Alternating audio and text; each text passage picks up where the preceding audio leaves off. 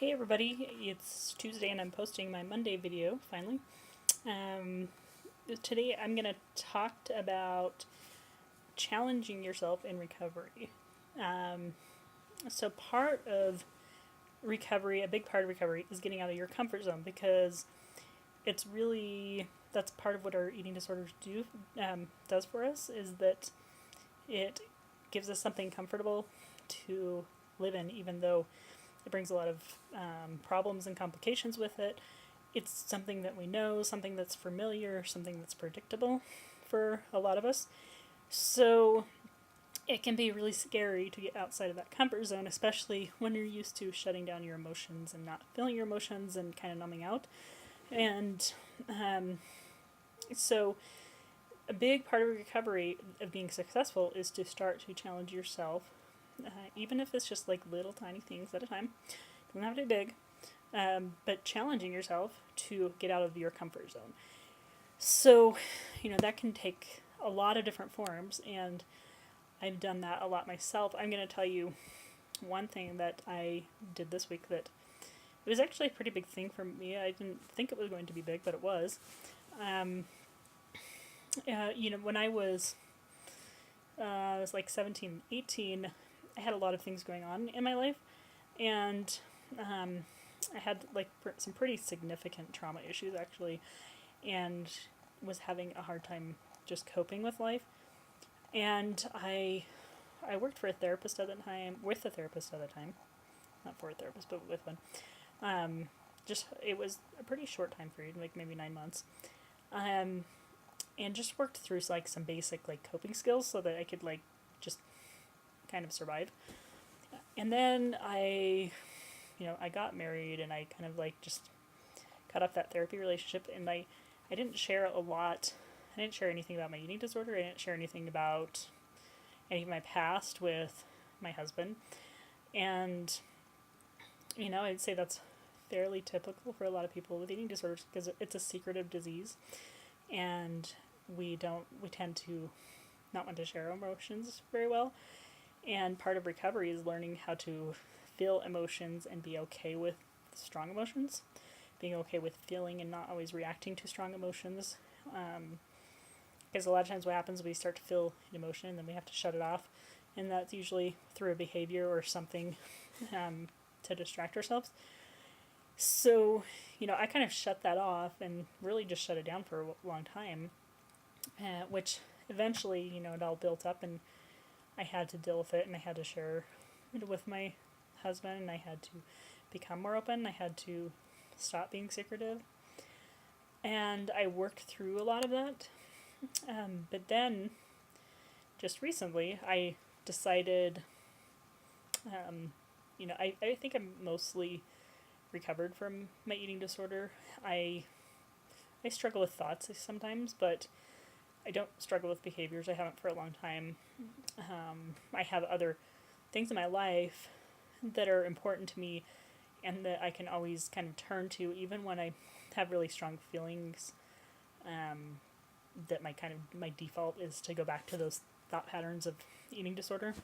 I can work through them, and I'm used to working through strong emotions now, and being uncomfortable, and I do a lot of physical things that I've learned to incorporate, but not everything we can do is physical. Sometimes we have to do emotional things. So I decided, I have a lot of just general anxiety that I would like to kind of calm my brain down and learn how to not live in like hyper mode all the time. So I just decided, I'm gonna contact this therapist that I worked with like 15 years ago. No big deal, right? And maybe work on some of these anxiety issues. Well, the thing was, it brought up like this huge like emotional response. So just because there was so much going on at the time that I didn't realize I had kind of just associated like her and that whole entire time frame in one big piece. And it's not like she was actually like helpful during that time, but I kind of lumped all that together in one experience that had just kind of cut off for a long time.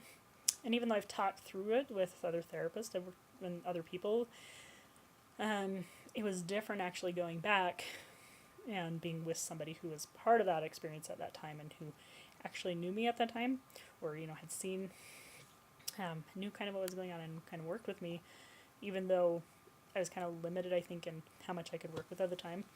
So it brought up a lot of trauma response for me, and I was like very uncomfortable. Like all week, I had some panic attacks. I had a lot of anxiety, and I had a lot of more eating disordered thoughts than I had for quite a while. So I had to figure out how to get through this uncomfortableness and kind of dive into it and talk through it really, and just what I had to rationally, I knew that I was in a safe place, that I have supportive people. I've built friendships. I've built kind of a network of supportive people around me, because through the recovery process and through schooling, and I've got those connections and resources. And so even though my emotions and mine were just screaming, like I didn't want to deal with this and I never wanted to go back again, I knew that this was kind of like maybe a signal to me that, hey, I really need to kind of, I guess, I wouldn't say corrective, like the word that comes to mind is a corrective emotional experience, like with this person, so that I can kind of work through this. But I mean, that's kind of what it is, I guess. But so I did. I was pretty, I told her what was going on, and was pretty direct and forward with it. And I said, this isn't about you, it's about this whole situation, but I didn't expect to have this reaction. And we kind of talked about it. And then, I worked through it, and now I think, what, I'm okay. And I've worked through this experience, and it was intense and uncomfortable, but I got through it, okay? And I got through it pretty fast. Where in the past, avoiding that discomfort, what I probably would have done is gone clear back into eating disorder behaviors and self-loathing and self-deprecation, and made things in long term worse for in the short term trying to avoid the discomfort. So you have to get to a point where you're realizing that even though emotions, like in the moment, are pretty intense, it's kind of like if you can get through that moment and just not react, or just kind of let it be, or process it however you need to, and learn to recognize the difference between like I'm really in danger, or I'm having all these feelings of like I don't want to do this and I feel like I'm in trouble, but I know I'm really not, because if you think about it, okay, the house isn't on fire, nobody's killing me, emotions won't kill you if you can learn to sit with them and be uncomfortable for a little while. And sometimes that can be very difficult, and that doesn't mean you have to like do it all alone. I mean, I talked to a couple of different friends about it, but there were some moments that I had to do alone, because really nobody can experience the emotions for you. Like they can be supportive, but your emotions are your emotions, and their emotions are their emotions, and so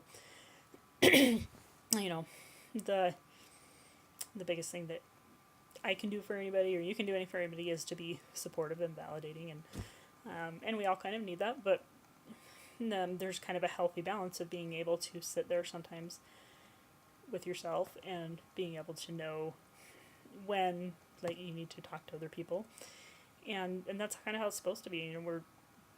We're social beings, we're social animals, and we're built to be interdependent. We're not built to be totally independent, and we're not totally dependent either.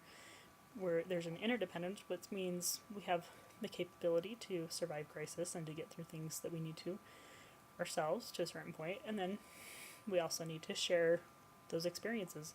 And really, through sharing our experiences, we actually help other people by allowing them to I guess feel valued by being able to help us, and we in turn can do the same things for other people. And I think that can be uncomfortable for us for sometimes when we have eating disorders, especially in the beginning, because we're so used to a lot of people like caregiving and externalizing and finding value in caring for others, and it can be uncomfortable to have